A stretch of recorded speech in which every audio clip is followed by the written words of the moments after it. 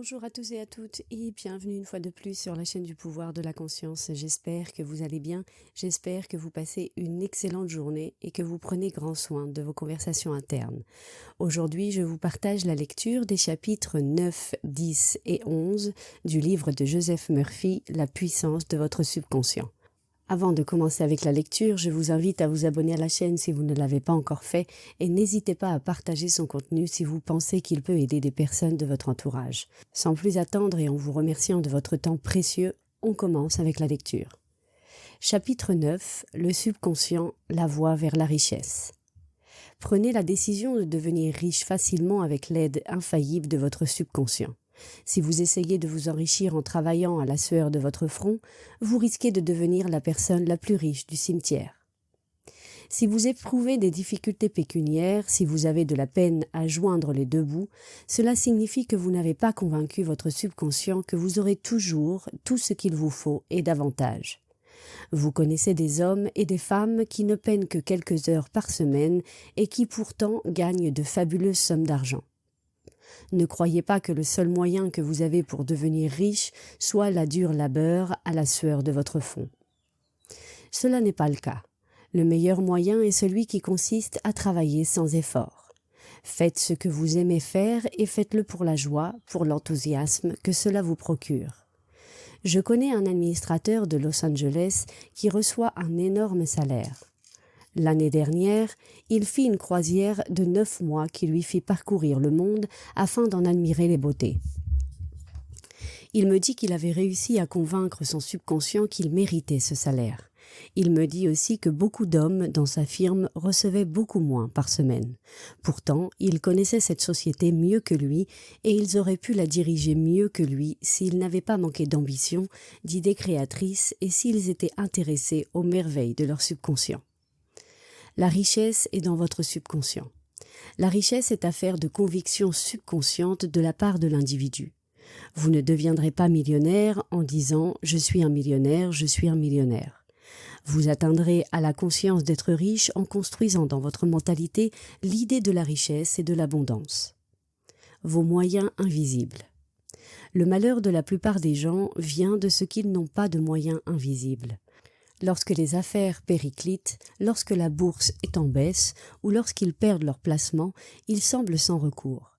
La raison d'une telle insécurité est qu'ils ne savent pas comment se servir de leur subconscient. Ils n'en connaissent pas les trésors inépuisables. L'homme qui a conscience de sa pauvreté se retrouvera toujours dans des conditions de pénurie. Un autre dont l'esprit est rempli d'idées de richesse sera entouré de tout ce dont il a besoin. L'homme n'a pas été créé pour vivre dans l'indigence. Vous pouvez posséder la richesse, tout ce dont vous avez besoin et un large surplus. Vos paroles contiennent le pouvoir de nettoyer votre esprit des idées fausses et de lui inculquer les idées justes. La méthode idéale pour créer la conscience de la richesse. En lisant ce chapitre, vous vous dites peut-être « j'ai besoin de richesse et de succès ». Voici ce qu'il vous faut faire. Répétez pendant environ 5 minutes, 3 ou 4 fois par jour, richesse, succès. Ces paroles ont une puissance énorme. Elles représentent celle de votre subconscient. Concentrez votre esprit sur cette puissance substantielle qui est en vous. Les conditions et les circonstances correspondant à leur nature et à leur qualité se manifesteront dans votre vie. Vous ne dites pas « je suis riche », vous méditez sur les pouvoirs réels qui sont en vous. Il n'y a pas de conflit dans votre esprit lorsque vous dites « richesse ». De plus, le sentiment de la richesse surgira en vous tandis que vous entretiendrez cette idée. Le sentiment de la richesse produit la richesse. Ayez constamment cela à l'esprit. Votre esprit est pareil à une banque, à une sorte d'institution financière universelle. Il fait prospérer tout ce que vous y déposez, tout ce que vous y imprimez, que ce soit une idée de richesse ou une idée de pauvreté. À vous de choisir la richesse. Pourquoi vos affirmations de richesse échouent? En 35 ans, je me suis entretenue avec de nombreuses personnes dont la plainte habituelle est la suivante. Depuis des semaines et des mois, j'ai dit « je suis riche, je suis prospère » et rien ne s'est produit. J'ai découvert que, tout en parlant ainsi, ces personnes n'en gardaient pas moins le sentiment de se mentir à elles-mêmes. Un homme me dit « j'ai affirmé jusqu'à en être là que je suis prospère. Les choses se sont aggravées. En faisant cette déclaration, je savais que de toute évidence, cela n'était pas vrai. Ces déclarations étaient rejetées par son esprit conscient et c'était précisément le contraire de ce qu'il affirmait qui se manifestait. Votre affirmation est plus efficace lorsqu'elle est spécifique et de nature à ne pas produire de conflit mental. Les déclarations de l'homme dont nous parlons aggravèrent son état parce qu'elles faisaient allusion à sa pauvreté. Votre subconscient n'accepte que ce que vous sentez réellement comme vrai et non point les paroles et les déclarations vagues. L'idée, la croyance dominante est toujours acceptée par le subconscient. Comment éviter un conflit dans votre esprit? Voici le moyen idéal de surmonter ce conflit éventuel. Faites fréquemment, particulièrement avant de vous endormir, cette déclaration pratique.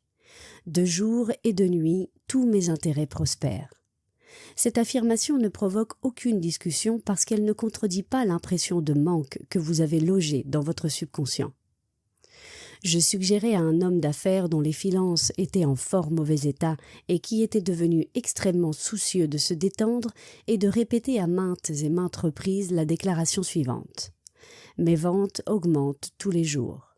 Cette déclaration engageait la coopération du conscient et du subconscient, et les résultats suivirent. Ne signez pas de chèque en blanc. Vous signez des chèques en blanc lorsque vous faites des déclarations telles que « nous manquons de tout »,« je vais perdre ma maison à cause de l'hypothèque », etc. Si vous êtes plein de craintes pour l'avenir, vous signez encore un chèque en blanc et vous vous attirez des conditions négatives.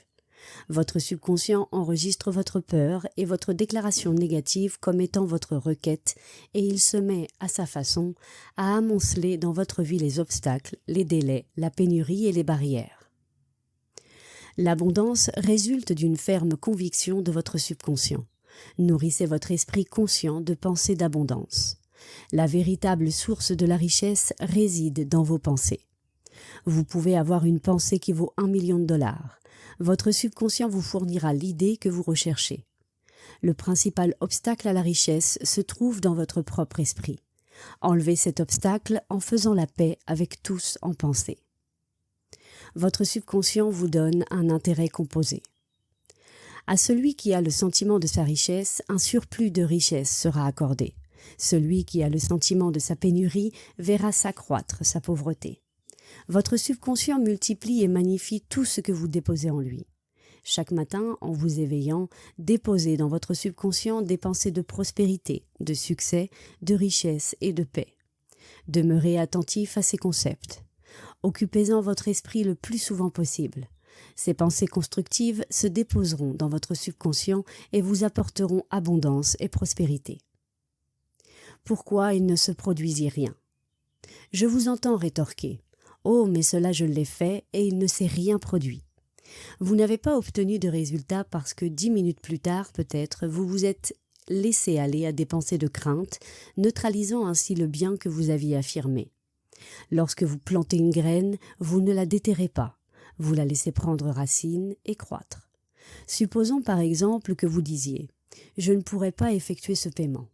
Avant même de dire « je ne », interrompez la phrase et formulez une déclaration constructive telle que « de jour et de nuit, tous mes intérêts prospèrent ». La véritable source de la richesse. Votre subconscient n'est jamais à court d'idées.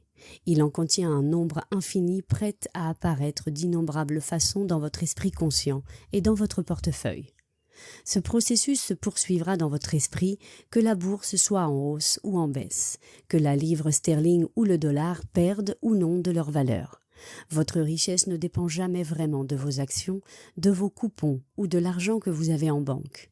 Ce ne sont là que des symboles nécessaires et utiles, bien entendu, mais seulement des symboles. Ce sur quoi je veux insister, c'est sur le fait que si vous parvenez à convaincre votre subconscient que vous possédez la richesse et qu'elle circule toujours dans votre vie, vous en aurez toujours et inévitablement, quelle que soit la forme qu'elle empruntera. Essayez de joindre les deux bouts. Il y a ceux qui disent qu'ils cherchent sans cesse à joindre les deux bouts. Ils semblent avoir le plus grand mal à s'acquitter de leurs obligations. Avez-vous écouté leurs conversations ? Ils condamnent constamment ceux qui ont réussi, qui se sont élevés au-dessus de la masse. Ils disent par exemple « Oh, celui-là est un bandit, il est impitoyable, c'est un voleur ». Voilà pourquoi ils sont pauvres. Ils condamnent ce qu'ils désirent, ce dont ils ont besoin. La raison pour laquelle ils critiquent leurs amis prospères, c'est qu'ils sont jaloux de la prospérité d'autrui. Le moyen le plus rapide pour faire s'envoler la richesse, c'est de critiquer et de condamner ceux qui en ont plus que vous. La pierre d'achoppement commune à la richesse. Il est un sentiment qui prive de richesse la vie de beaucoup de personnes. La plupart la prennent à leurs dépens. Ce sentiment, c'est l'envie. Par exemple, si vous voyez un concurrent déposer d'importantes sommes d'argent à la banque, alors que vous n'avez à y mettre que quelques billets, en éprouvez-vous de l'envie ? Pour surmonter ce sentiment pernicieux, dites-vous « Comme cela est merveilleux, je me réjouis de la prospérité de cet homme. Je lui souhaite toujours plus de richesse. » Entretenir des pensées d'envie est chose dévastatrice. Cela vous met dans une position très négative, de sorte que l'abondance vous fuit au lieu de venir à vous. Si vous vous sentez contrarié ou irrité par la prospérité, par la fortune d'un autre, affirmez immédiatement que vous désirez sincèrement pour lui un surcroît d'abondance de toutes sortes. Cela neutralisera les pensées négatives de votre esprit et fera en sorte qu'une plus grande richesse vienne à vous en vertu de la loi de votre esprit subconscient. Pour effacer le blocage mental qui entrave la richesse. Si vous vous préoccupez de quelqu'un dont vous pensez qu'il gagne malhonnêtement de l'argent, si vous le critiquez, cessez de vous en inquiéter. Vous savez que cette personne se sert négativement de la loi de l'esprit. Cette loi se chargera de la corriger. Ayez soin de ne pas la critiquer pour les raisons que nous avons données. Souvenez-vous que le blocage, l'obstacle à la richesse, réside dans votre propre esprit. Vous êtes à même maintenant de détruire ce blocage mental. Vous pouvez le faire en vous mettant mentalement en bons termes avec chacun. Dormez et enrichissez-vous. En vous endormant le soir, pratiquez la technique suivante. Répétez le mot « richesse » tranquillement, paisiblement et en le sentant bien. Répétez-le à maintes et maintes reprises comme une berceuse. Endormez-vous avec ce seul mot, richesse. Vous serez stupéfait du résultat. La richesse vous inondera, c'est un nouvel exemple de la puissance de votre subconscient. Résumé du chapitre. Décidez d'être riche sans effort avec l'aide infaillible de votre subconscient. Vous efforcer d'accumuler des richesses à la sueur de votre front et par les travaux forcés est le bon moyen de devenir l'homme le plus riche du cimetière. Vous n'avez pas à lutter ni à trimer. La richesse est une conviction subconsciente. Imprimez l'idée de richesse dans votre mentalité. Le malheur de la plupart des gens, c'est qu'ils n'ont point de moyens invisibles. Répétez le mot richesse lentement et tranquillement pendant environ 5 minutes avant de vous endormir. Votre subconscient fera apparaître la richesse dans votre vie. Le sentiment de la richesse produit la richesse. Ayez toujours cela à l'esprit. Il faut que votre conscient et votre subconscient s'accordent. Votre subconscient accepte ce que vous sentez réellement comme vrai. L'idée dominante est toujours acceptée par votre subconscient. Il faut que l'idée dominante soit celle de la richesse et non celle de la pauvreté. Vous pouvez surmonter tout conflit mental au sujet de la richesse en affirmant fréquemment, de jour et de nuit, tous mes intérêts prospèrent. Accroissez vos ventes en répétant à maintes reprises cette déclaration. Mes ventes augmentent chaque jour, j'avance, je progresse et je deviens plus riche chaque jour. Cessez de signer des chèques en blanc tels que « nous manquerons de tout », etc. De telles déclarations ne font qu'aggraver et multiplier vos pertes. Déposez des pensées de prospérité, de richesse et de succès dans votre subconscient. Il vous donnera des intérêts composés. Ce que vous affirmerez consciemment, il ne faut pas que vous le niez quelques instants plus tard. Cela neutraliserait l'avantage que vous venez d'affirmer. La véritable source de votre richesse se trouve dans les idées de votre esprit. Vous pouvez avoir une idée qui vaut des millions de dollars, votre subconscient vous donnera l'idée que vous cherchez.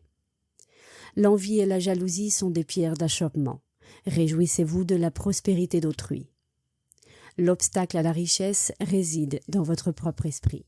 Détruisez cet obstacle dès maintenant en vous mettant en bons termes avec chacun. Ne faites pas de l'argent votre seul but. Réclamez de vivre dans l'abondance, la joie, la paix, l'authenticité et l'amour, et offrez votre amour et vos bonnes intentions à tous. Votre subconscient vous rendra au centuple tous ces bienfaits. Chapitre 10. Le droit à la richesse. Votre esprit conscient et votre subconscient doivent être d'accord. Votre subconscient accepte comme vrai ce que vous ressentez profondément. Il s'aligne toujours sur votre pensée dominante. C'est pourquoi vous devriez penser à la richesse et non à la pauvreté. C'est votre droit d'être riche. Vous êtes ici pour vivre dans l'abondance, pour être heureux, radieux et libre. Par conséquent, vous devriez posséder tout l'argent dont vous avez besoin pour mener une vie pleine, heureuse et prospère. Vous êtes ici pour croître et vous épanouir spirituellement, mentalement et matériellement. Vous avez l'imprescriptible droit de vous développer pleinement et de vous exprimer de toutes les façons. Vous devriez vous entourer de beauté et de luxe. Pourquoi vous contenter de joindre les deux bouts alors que vous pourriez jouir des richesses de votre subconscient? Dans le présent chapitre, vous allez apprendre à vous familiariser avec l'argent. Vous devriez toujours avoir un surplus par rapport à vos besoins. Votre désir d'être riche est un désir de vie plus large, plus heureuse, plus merveilleuse. C'est une impulsion cosmique. Non seulement elle est bonne, mais elle est très bonne. L'argent est un symbole. L'argent est un symbole d'échange. Il représente pour vous non seulement la sécurité, mais la beauté, le luxe, l'abondance et le raffinement. L'argent est également le symbole économique de la nation. Lorsque votre sang circule librement à travers votre corps, vous êtes en bonne santé.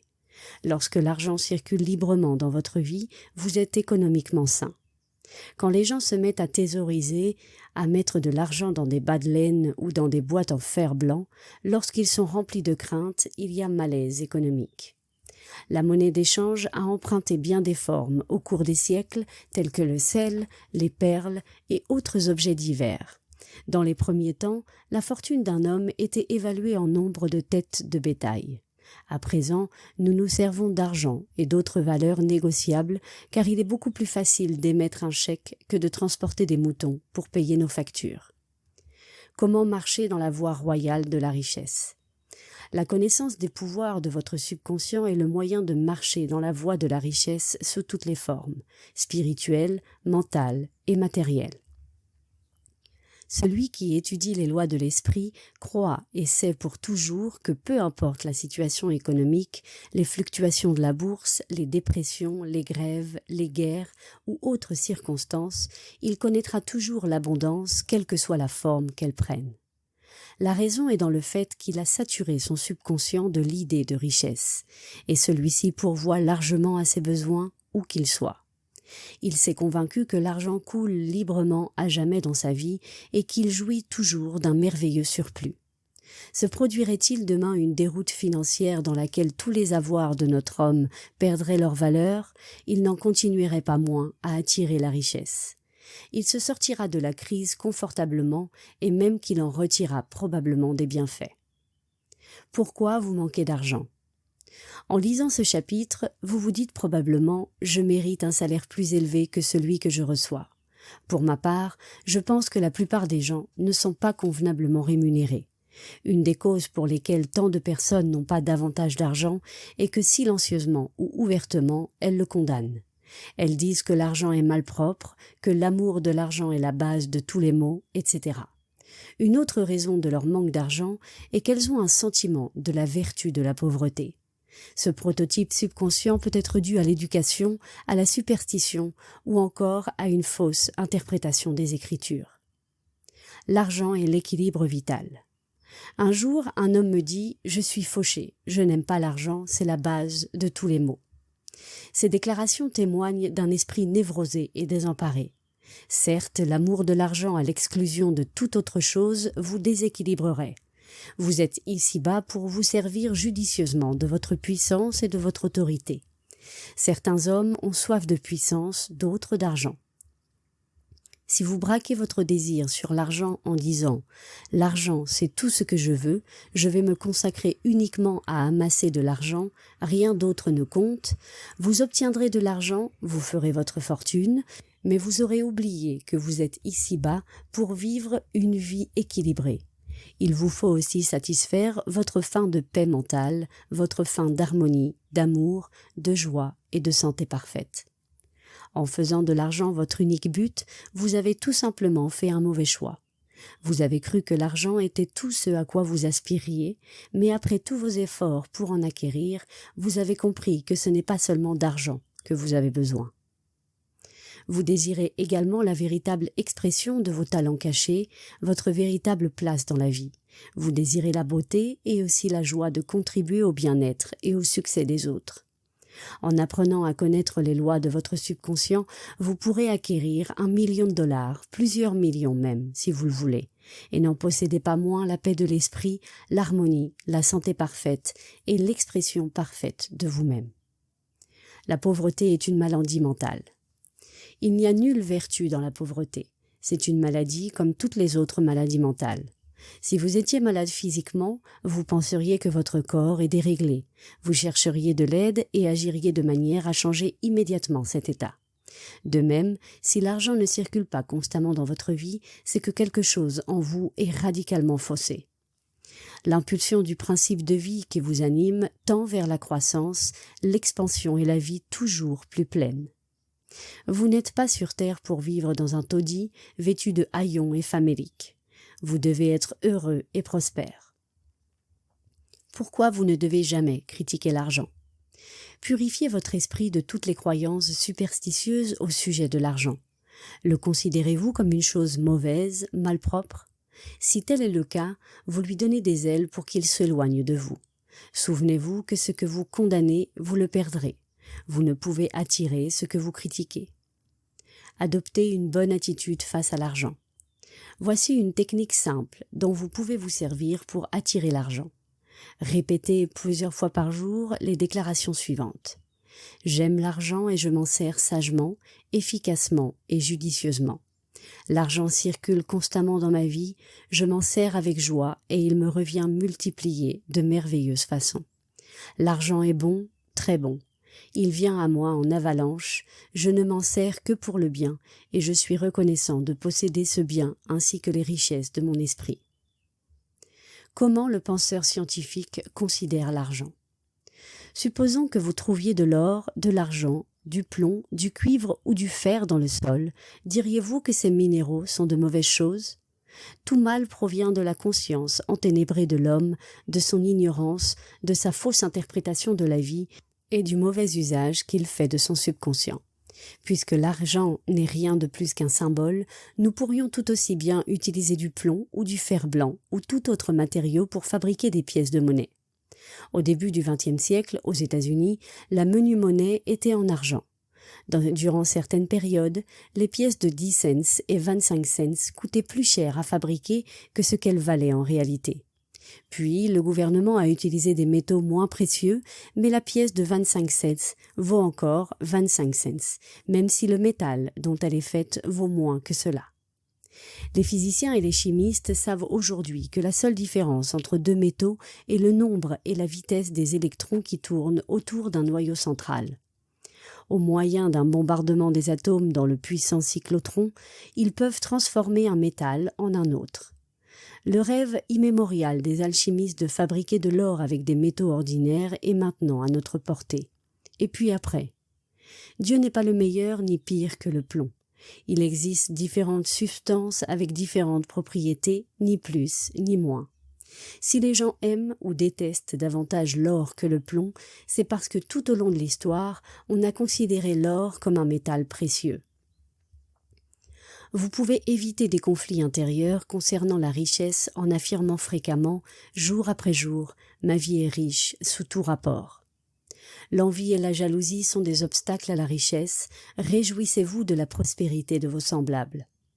N'utilisez jamais le terme « sale riche » et ne dites pas que l'argent est méprisable, car vous perdez ce que vous critiquez. L'argent n'est en soi ni bon ni mauvais, mais selon les pensées que vous nourrissez à son égard, il sera bon ou mauvais. Le billet de papier enfoui dans votre poche est composé d'atomes et de molécules dont les électrons et les protons sont autrement ordonnés que ceux des pièces de monnaie. Leur nombre et leur vitesse sont les seules différences qui existent entre le papier et les pièces qui se trouvent dans votre portefeuille. Comment attirer l'argent dont vous avez besoin? Il y a plusieurs années de cela, j'ai rencontré en Australie un jeune homme qui m'a dit que son rêve le plus cher était de devenir médecin. Il étudiait en sciences et il réussissait très bien, mais il n'avait pas suffisamment d'argent pour faire son cours de médecine. Ses parents étaient morts, personne ne pouvait l'aider et il travaillait comme concierge dans des bureaux de médecins. Je lui expliquai comment une graine plantée dans le sol attire tout ce qui est nécessaire à son épanouissement. Je lui dis que tout ce qu'il avait à faire, c'était de s'inspirer de cette leçon et de déposer l'idée nécessaire dans son subconscient. Il me dit que chaque soir, avant de s'endormir, il imaginait qu'il voyait accroché au mur un diplôme de médecin sur lequel son nom était inscrit en grandes lettres. En faisant le ménage pour les médecins, il nettoyait la vitre qui recouvrait leur diplôme accroché au mur.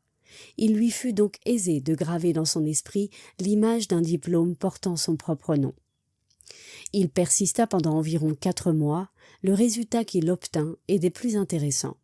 Un des médecins pour qui il travaillait se prit d'amitié pour lui et il lui apprit à stériliser ses instruments, à administrer des injections et à dispenser des petits soins d'urgence. Enfin, il en fit son assistant. Par la suite, ce médecin envoya son protégé à la faculté de médecine à ses frais. Aujourd'hui, ce jeune homme est devenu un des médecins les plus éminents de Montréal, au Canada. Il avait découvert la loi d'attraction en se servant convenablement de son subconscient et mis à l'œuvre l'antique loi selon laquelle, ayant vu la fin, vous avez voulu les moyens pour la réalisation de cette fin. La fin, dans ce cas, était de devenir docteur en médecine. Ce jeune homme parvint à imaginer, à voir et à sentir la réalité d'être médecin. Il vécut avec cette idée, la soutint, la nourrit et l'aima jusqu'à ce que, à travers son imagination, elle pénétrât dans les profondeurs de son subconscient et devint une conviction, lui attirant ainsi tout ce qui était nécessaire à l'accomplissement de son rêve. Pourquoi certains n'obtiennent pas l'augmentation qu'ils souhaitent ? Si vous travaillez pour une grande organisation et si silencieusement vous pensez avec dépit au fait que vous êtes mal payé, que vous n'êtes pas apprécié à votre juste valeur, que vous méritez plus d'argent et de considération, vous êtes en train de mettre en œuvre une loi en vertu de laquelle le directeur ou le chef du personnel va vous dire « Nous sommes obligés de nous séparer de vous ». En fait, c'est vous qui êtes responsable de votre renvoi. Le directeur ne sera qu'un instrument à travers lequel votre propre état mental négatif sera confirmé. C'est un exemple de la loi d'action-réaction. L'action, c'est votre pensée, la réaction, la réponse de votre subconscient. Les obstacles à la richesse. Je suis sûre que vous avez entendu des gens dire « cet homme-là est un bandit, il gagne malhonnêtement son argent.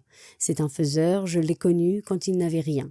C'est un voleur, un malfaiteur. » Si vous analysez celui qui parle ainsi, vous découvrirez qu'il est habituellement dans le besoin ou bien qu'il souffre de maladies ou éprouve des difficultés financières. Peut-être ses condisciples l'ont-ils dépassé sur l'échelle qui mène au succès. Il est amer et jaloux de leur progrès. Il est, de multiples façons, la cause de sa propre défaite. En pensant négativement à ses amis et en condamnant leur richesse, il fait fuir la richesse et la prospérité pour laquelle il prie. Il condamne ce à quoi il aspire. En fait, il prie de 2 façons.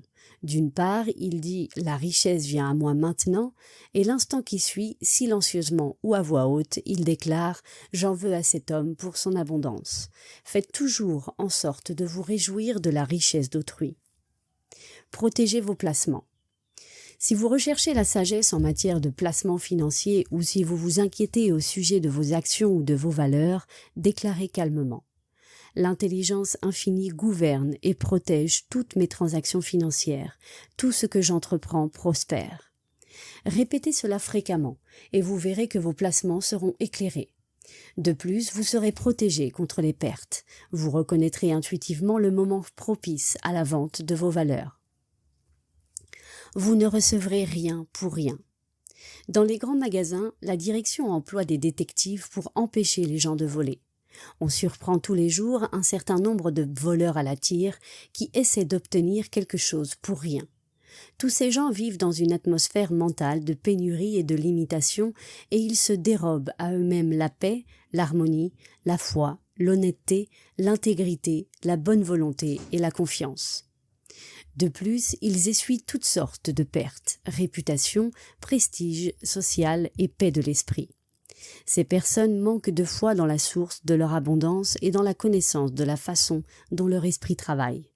Si elles faisaient appel aux puissances de leur subconscient et déclaraient qu'elles sont guidées vers la juste expression d'elles-mêmes, elles trouveraient du travail et vivraient dans l'abondance constante. Puis, par l'honnêteté, l'intégrité et la persévérance dont elle ferait preuve, elle deviendrait un bienfait pour elle-même et pour la société. Vos réserves d'argent sont inépuisables. Le chemin vers l'opulence, la liberté et les inépuisables réserves d'argent, c'est la reconnaissance des pouvoirs de votre subconscient et du pouvoir créateur de votre pensée, de votre image mentale. Il faut que votre esprit conscient accepte de vivre dans l'abondance. Votre acceptation mentale et votre attente de la richesse auront leurs propres mathématiques, leurs propres moyens d'expression. En adoptant un état d'esprit d'opulence, toutes les choses nécessaires à l'abondance se manifesteront. Inscrivez dans votre cœur ce qui suit et affirmez-le tous les jours. Je suis uni aux richesses infinies de mon subconscient. J'ai le droit d'être riche, heureux et prospère. L'argent vient à moi librement, abondamment et indéfiniment. Je suis à jamais conscient de ma vraie valeur. Je donne généreusement de mes talents et je suis merveilleusement béni sur le plan pécuniaire. C'est extraordinaire. Résumé du chapitre. Soyez aussi hardi pour revendiquer votre droit à la richesse, votre esprit profond honorera votre quête. Vous ne voulez pas avoir juste de quoi vivre, vous voulez tout l'argent dont vous avez besoin pour faire tout ce que vous souhaitez faire et quand vous le voulez. Apprenez à connaître les richesses de votre subconscient. Lorsque l'argent circule librement dans votre vie, vous êtes en bonne santé économique. Considérez l'argent comme le flux et le reflux de la marée, ils sont constants. Lorsque la marée se retire, vous êtes absolument certain qu'elle remontera. Connaissant le loi de votre subconscient, vous serez toujours pourvu, quelle que soit la forme que prenne l'argent. Une des raisons pour lesquelles beaucoup de personnes parviennent tout juste à joindre les deux bouts et n'ont jamais assez d'argent, c'est qu'elles le condamnent. Ce que vous condamnez vous fuit. Ne faites pas de l'argent un dieu, ce n'est qu'un symbole. Souvenez-vous que les vraies richesses sont dans votre esprit. Vous êtes ici pour mener une vie équilibrée. Cela comprend l'acquisition de tout l'argent dont vous avez besoin. Ne faites pas de l'argent votre seul but. Revendiquez la richesse, le bonheur, la paix, la véritable expression de vous-même et l'amour, et faites irradier l'amour et la bonne volonté envers vous. Votre subconscient vous donnera des intérêts composés dans tous ces domaines. Il n'y a point de vertu dans la pauvreté. La pauvreté est une maladie de l'esprit, il faut que vous vous guérissiez de cette maladie, que vous résolviez ce conflit mental immédiatement. Vous n'êtes pas ici pour vivre dans une masure, ni pour être misérablement vêtu ou affamé. Ne dites jamais « l'argent est malpropre » ou « je le méprise ». Ce que vous critiquez, vous le perdez. Rien n'est bon ni mauvais, c'est ce que vous en pensez qui le rend tel. Répétez fréquemment « j'aime l'argent, je m'en sers avec sagesse, efficacement et judicieusement. Je le donne avec joie et il me revient multiplié par 1000. » L'argent n'est pas plus mauvais que le cuivre, le plomb ou le fer qui se trouvent dans le sol. Tout le mal est dû à l'ignorance et au mauvais emploi des puissances de l'esprit. Imaginez le résultat souhaité appelle la réponse de votre subconscient et l'accomplissement de votre image mentale. Cessez de vous efforcer de recevoir quelque chose pour rien. Rien n'est gratuit. Pour recevoir, il faut donner. Il vous faut donner votre attention mentale à vos buts, à vos idéaux et à vos entreprises. Votre esprit profond vous répondra. La clé de la richesse se trouve dans l'application des lois du subconscient, une fois imprégné de l'idée de richesse. Ne faites pas de l'argent un dieu, car ce n'est qu'un symbole. Souvenez-vous que la véritable richesse réside dans votre esprit. Vous êtes sur terre pour connaître une vie équilibrée et cela inclut que vous ayez tout l'argent dont vous avez besoin. Chapitre 11. Le subconscient, l'auxiliaire du succès. Le succès, c'est réussir sa vie et tout au long de cette vie connaître la paix, la joie et le bonheur. L'expérience éternelle de ces qualités, c'est la vie éternelle dont parla Jésus. Les choses vraies de la vie, la paix, l'harmonie, l'intégrité, la sécurité et le bonheur sont intangibles. Elles proviennent du moi profond de l'homme. Méditer sur ces qualités, c'est installer ces trésors célestes dans notre subconscient. Ni les vers, ni la rouille ne détruisent. Matthieu, chapitre 6, verset 20. Les 3 pas vers le succès. Le premier pas vers le succès, c'est de découvrir la chose que nous aimons faire et de nous y appliquer. Le succès se trouve dans l'amour de ce que l'on fait. Si par exemple un homme est psychiatre, il ne suffit pas qu'il ait obtenu son diplôme. Il faut qu'il reste informé des progrès de la science, qu'il assiste à des congrès, qu'il continue d'étudier les mécanismes de l'esprit. Le psychiatre qui réussit est celui qui va dans les cliniques et qui se tient au courant des dernières publications scientifiques. En d'autres termes, il s'informe des méthodes les plus avancées pour soulager la souffrance humaine. Le psychiatre, le médecin qui réussit, est celui qui prend l'intérêt de ses malades à cœur. Quelqu'un dira « Comment puis-je franchir ce premier pas ? Je ne sais pas ce que je dois faire. » Dans ce cas, priez ainsi pour être dirigé. L'intelligence infinie de mon subconscient me révèle ma place véritable dans la vie. Répétez cette prière tranquillement, positivement et avec amour à votre esprit profond. Tandis que vous persistez avec foi et avec confiance, la réponse vous viendra par le truchement d'un sentiment, d'une intuition ou d'une tendance dans une certaine direction. Elle vous viendra clairement, paisiblement, vous en prendrez silencieusement conscience.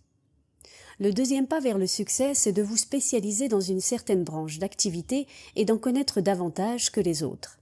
Par exemple, si un jeune homme choisit de devenir chimiste, il devra se concentrer sur l'une des nombreuses branches de ce domaine. Il devra donner tout son temps et toute son attention à la spécialité qu'il a choisie. Il faudra qu'il soit enthousiaste au point d'essayer de tout connaître dans son domaine. Si possible, il devra en savoir plus long que quiconque. Ce jeune homme devra s'intéresser ardemment à son travail et être plein du désir de servir les hommes. Que celui qui veut être le plus grand d'entre vous soit le serviteur des autres. Il y a un grand contraste entre cette attitude d'esprit et celle de l'homme qui ne cherche qu'à gagner sa vie ou à être passable. Être passable, ce n'est pas atteindre le succès. Il faut que l'homme soit animé d'un motif plus grand, plus noble et plus altruiste. Il faut qu'il serve les autres et ainsi, tel qu'il est dit dans la Bible, « Lance ton pain sur l'eau, à la longue, tu le retrouveras ». Le troisième pas est le plus important. Il faut que vous vous assuriez que ce que vous voulez faire ne sert pas seulement votre succès.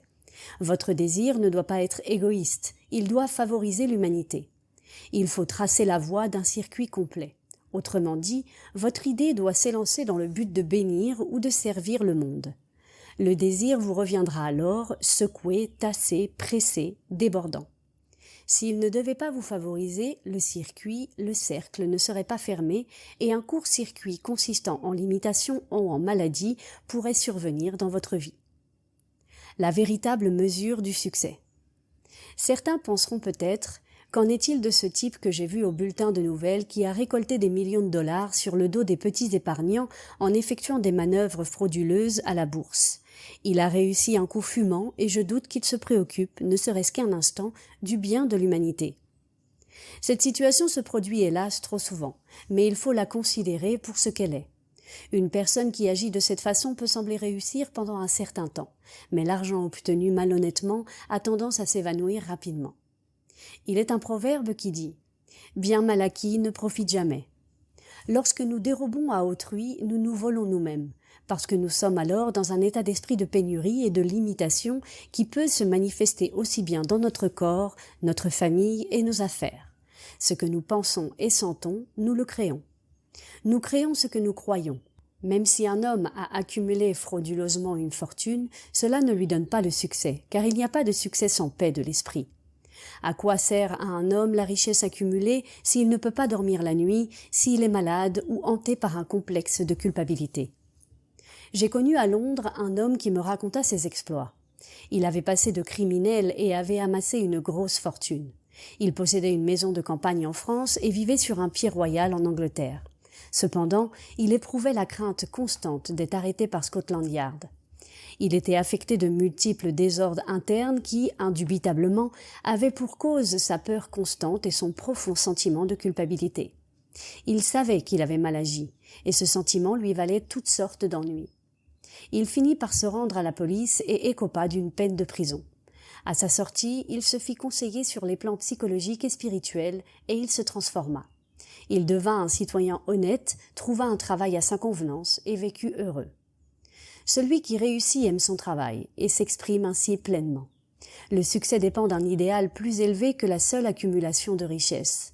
L'homme qui parvient au succès est celui qui possède une grande compréhension psychologique et spirituelle.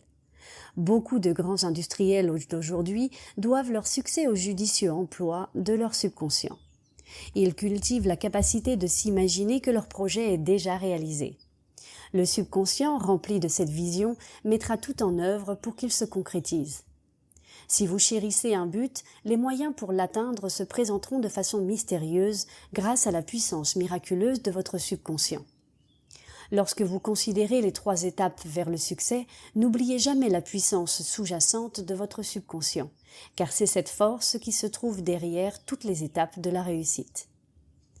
Votre pensée est créatrice. Une pensée nourrie par l'émotion devient une chose à laquelle on croit fermement. En considérant les 3 pas vers le succès, vous ne devrez jamais oublier la puissance sous-jacente des forces créatrices de votre subconscient. C'est l'énergie qui se trouve derrière tout projet de réussite. Votre pensée est créatrice. La pensée alliée au sentiment devient une foi, une croyance subjective. Il vous est fait selon votre foi. Matthieu chapitre 9, verset 29. La connaissance de cette force puissante qui est en vous est capable de concrétiser tous vos désirs. Elle vous donne la confiance ainsi qu'un sentiment de paix. Quel que soit le domaine de votre action, il faut que vous appreniez les lois de votre subconscient. Lorsque vous savez appliquer les pouvoirs de votre esprit et lorsque vous vous exprimez pleinement en offrant vos talents aux autres, vous êtes sur la voie du succès véritable.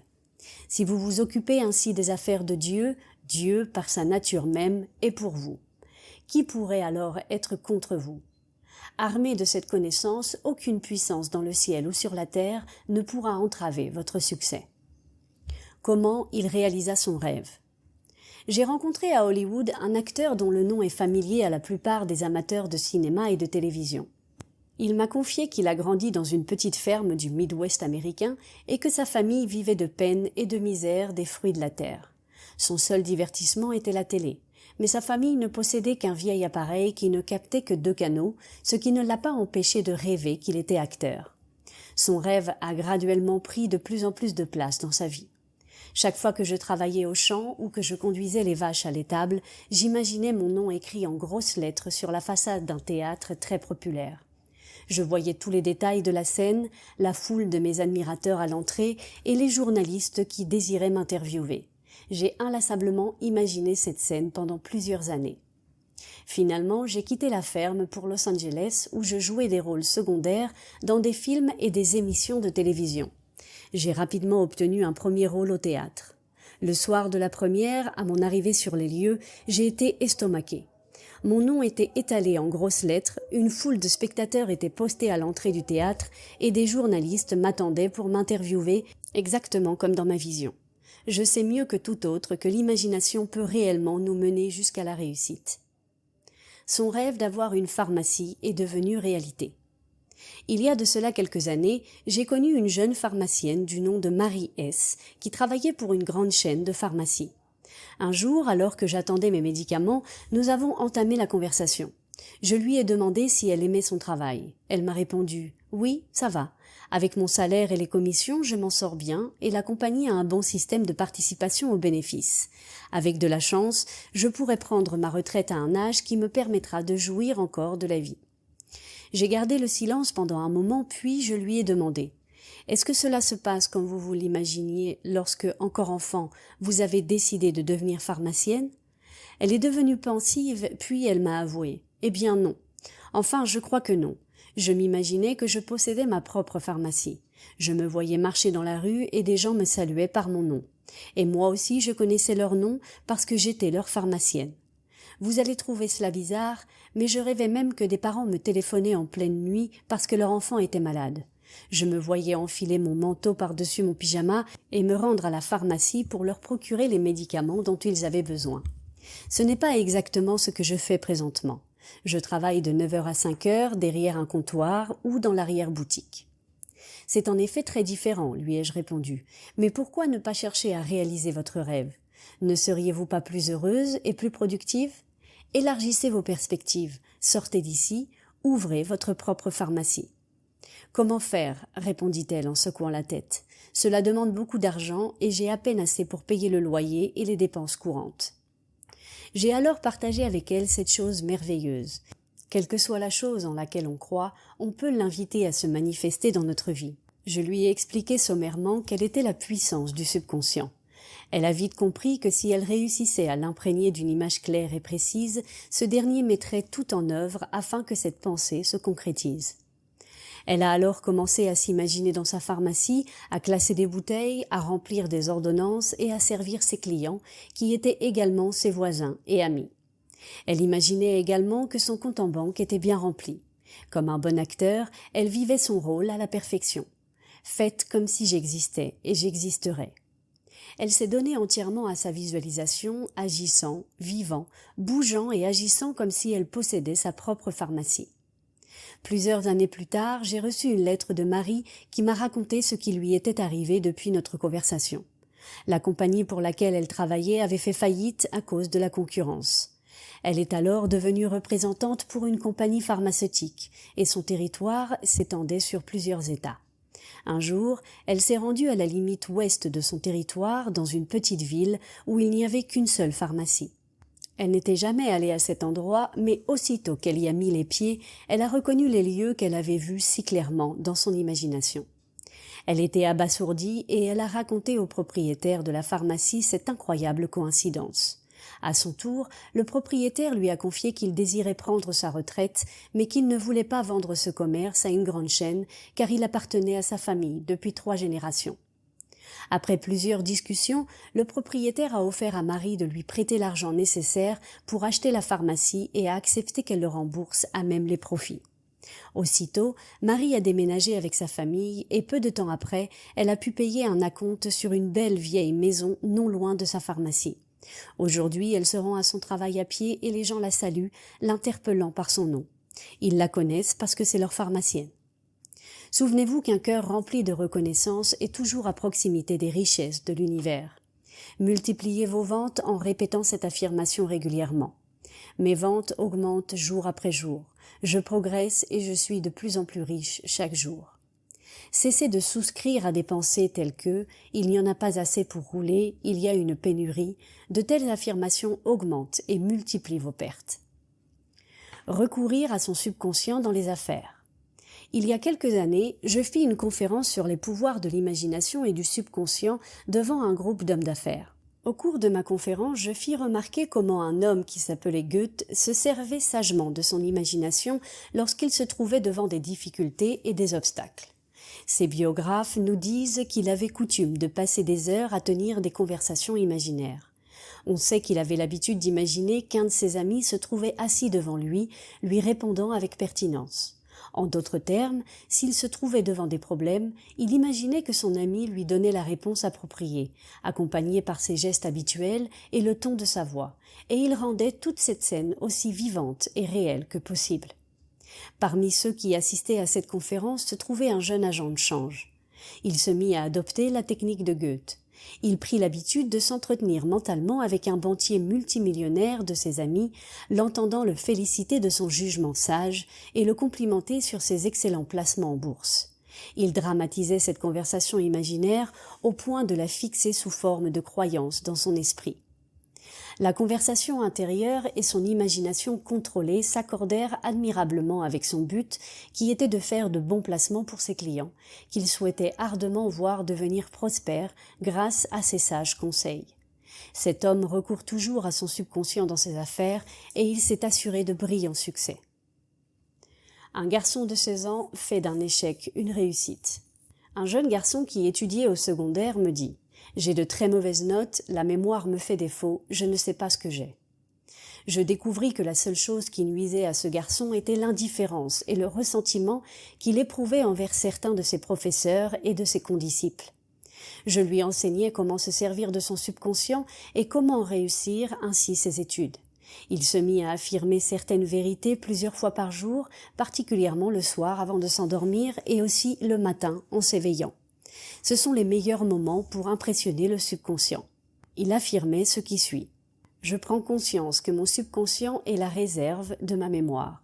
Il retient tout ce que je lis et tout ce que disent mes professeurs. J'ai une mémoire parfaite et l'intelligence infinie de mon subconscient me révèle constamment tout ce dont j'ai besoin, tout ce que je dois savoir pour tous mes examens, écrits et oraux. Je rayonne d'amour et de bonne volonté envers tous mes maîtres et mes camarades. Je leur souhaite sincèrement le succès et toutes les bonnes choses. Ce jeune homme jouit à présent d'une plus grande liberté que jamais. Ses notes sont excellentes, il imagine constamment que ses maîtres et sa mère le félicitent de ses succès scolaires. Comment réussir un achat ou une vente? En négociant des achats et des ventes, souvenez-vous que votre esprit conscient est le démarreur et votre esprit subconscient le moteur. Il faut démarrer le moteur pour qu'il puisse mettre la machine en marche. Votre esprit conscient est la dynamo qui stimule le pouvoir de votre esprit subconscient. Pour transmettre votre désir, votre idée ou l'image que vous formez à votre esprit profond, il faut d'abord vous apaiser.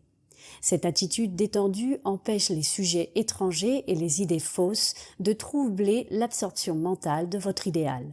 De plus, dans cette attitude d'esprit passive, tranquille et réceptive, l'effort est réduit au minimum. Il faut ensuite imaginer la réalité de ce que vous désirez. Par exemple, si vous désirez acheter une maison, vous affirmez ce qui suit dans un état d'esprit conscient et calme. L'intelligence infinie de mon subconscient est toute sagesse. Elle me révèle à présent la maison idéale qui est admirablement située et qui répond à tous mes besoins tout en étant à la mesure de mes moyens. Je remets à présent cette requête à mon subconscient et je sais qu'il me répond, conformément à la nature de ma requête. Je la lui remets dans la foi et la confiance absolue, tout comme le fermier dépose dans la terre ses semences, s'en remettant implicitement aux lois de la croissance. La réponse à votre prière peut venir sous forme d'une annonce dans le journal, de l'intervention d'un ami, ou encore vous pourrez être dirigé vers la maison qui sera exactement celle que vous cherchez. Il y a bien des moyens par lesquels votre prière peut être exaucée. La connaissance principale, en laquelle vous pouvez mettre votre confiance, c'est de savoir que la réponse vient toujours, à condition que vous fassiez confiance à l'action de votre esprit profond. Peut-être souhaitez-vous vendre votre maison, une terre ou quelque autre bien. Au cours de consultations privées, j'expliquais à des agents immobiliers comment je vendis ma propre maison de Orlando Avenue à Los Angeles. Beaucoup d'entre eux appliquèrent la technique dont je me servis et obtinrent des résultats remarquables et rapides. J'avais placé dans le jardin devant ma maison un écriteau sur lequel était écrit « À vendre par le propriétaire ». Le lendemain, je me dis en m'endormant « À supposer que tu vendes ta maison, que feras-tu » Répondant à ma question, je me dis « J'enlèverai mon écriteau et je la mettrai dans le garage ». En imagination, je m'emparai de l'écriteau, le mis sur mon épaule, me rendis au garage, jetai l'écriteau à terre et dis en riant « Je n'ai plus besoin de toi ». Je ressentis la satisfaction que j'allais éprouver, prenant conscience que tout était accompli. Le lendemain, un acheteur me fit un paiement initial de $1000 et me dit « Enlevez votre écriteau, nous allons faire un sous-seing privé ». Immédiatement, j'enlevai mon écriteau et le mis dans le garage. L'action extérieure s'était confirmée à l'action intérieure. Il n'y a rien de nouveau dans tout cela. Il en est au-dedans comme au-dehors, c'est-à-dire que l'image imprimée dans votre subconscient s'exprime sur l'écran objectif de votre vie. L'action extérieure suit l'action intérieure. Voici une autre méthode pour vendre une maison ou une propriété. Affirmez lentement, tranquillement, de façon bien sentie, l'affirmation suivante. L'intelligence infinie attire l'acheteur de cette maison, celui qui en a besoin et qui en tirera profit. Il m'est envoyé par l'intelligence créatrice de mon subconscient qui ne commet pas d'erreur. Cet acheteur pourra voir d'autres maisons, mais seule la mienne l'intéresse. C'est elle qui l'achètera, car il est dirigé par l'intelligence infinie qui est en lui. Je sais que tout sera parfait, l'acheteur, le moment et le prix de vente. Les courants profonds de mon subconscient sont à présent actifs et nous mettent en rapport dans l'ordre divin. Je sais qu'il en est ainsi. Souvenez-vous toujours que ce que vous cherchez vous cherche, et chaque fois que vous souhaitez vendre une maison ou un bien quelconque, il y a toujours quelqu'un qui désire ce que vous avez à offrir. En vous servant correctement des pouvoirs de votre subconscient, vous libérez votre esprit de tout sentiment de compétition et d'anxiété, dans vos achats comme dans vos ventes. Comment elle réussit à obtenir ce qu'elle voulait? Une jeune dame assistait régulièrement à mes cours et à mes conférences. Elle était obligée de changer 3 fois d'autobus et il lui fallait 1h30 pour s'y rendre. Au cours d'une conférence, j'expliquais comment un jeune homme qui avait eu besoin d'une voiture pour son travail l'avait obtenue. Cette jeune personne décida de mettre cette technique à l'épreuve. Voici ce qu'elle m'écrivit ensuite pour me narrer comment elle avait appliqué ma méthode. Je publie sa lettre avec sa permission. Cher Dr Murphy, voici comment j'ai reçu la Cadillac que je désirais pour me rendre régulièrement à vos cours. En imagination, je me mis à accomplir tous les gestes de la conduite d'une voiture, comme si en fait j'en conduisais une. Puis je me rendis chez le concessionnaire et le vendeur me fit essayer une voiture. Moi-même, je conduisis cette Cadillac et je déclarai à maintes reprises qu'elle m'appartenait. Je continuais d'entretenir cette image mentale, montant dans la voiture, la conduisant, sentant son capitonnage, etc. Et cela pendant plus de 2 semaines. La semaine dernière, je me suis rendu à votre cours en Cadillac. Mon oncle d'Inglewood est décédé et il m'a légué sa Cadillac ainsi que toutes ses propriétés. Une technique de succès mise à l'épreuve par d'éminents hommes d'affaires. Beaucoup d'hommes d'affaires importants se servent du terme abstrait succès, le répétant tranquillement à maintes reprises tous les jours jusqu'à ce qu'ils parviennent à la conviction que le succès leur appartient. Ils savent que l'idée du succès contient tous les éléments essentiels du succès. Vous pouvez vous aussi vous mettre à répéter le mot succès avec foi et conviction. Votre subconscient va l'accepter comme vrai pour vous et vous serez inconsciemment contraint de réussir. Vous êtes contraint d'exprimer vos croyances, vos impressions et vos convictions subjectives. Qu'est-ce que le succès implique pour vous?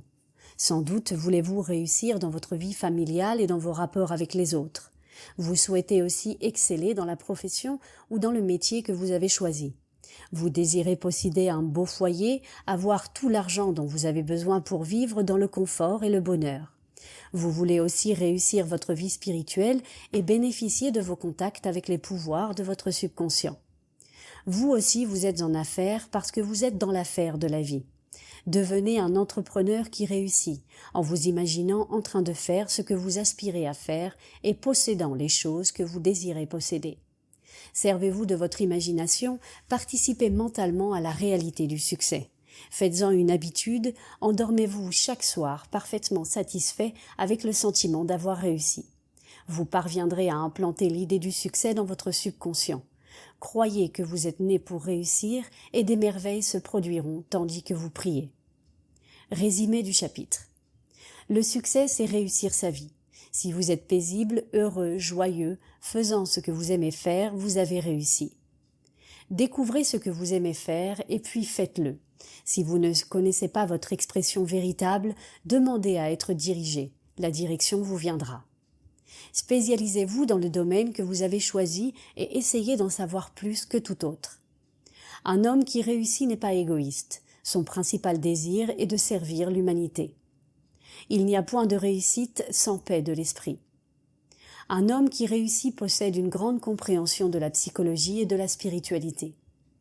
Si vous imaginez clairement un objectif, vous recevrez tout ce qui est nécessaire à sa réalisation grâce à la miraculeuse puissance de votre subconscient. Votre pensée alliée au sentiment devient une croyance objective et il vous est fait selon votre foi. La puissance de l'imagination soutenue attire les puissances miraculeuses de votre subconscient. Si vous désirez obtenir de l'avancement dans votre travail, imaginez que votre employeur, votre supérieur ou un être que vous aimez vous félicite de votre promotion. Faites-en une image vivante, réelle. Entendez la voix, voyez les gestes, sentez la réalité de tout cela. Continuez de faire cela fréquemment, en occupant ainsi votre esprit, vous obtiendrez la joie de la prière exaucée. Votre subconscient est une réserve de la mémoire. Pour avoir une mémoire parfaite, affirmez fréquemment. L'intelligence infinie de mon subconscient me révèle tout ce que j'ai besoin de savoir à tout moment, partout. Si vous désirez vendre une maison ou quelque bien que ce soit, affirmez lentement, tranquillement et en le ressentant bien. L'intelligence infinie m'attire l'acheteur de cette maison ou de ce bien, celui qui le désire et en tirera profit.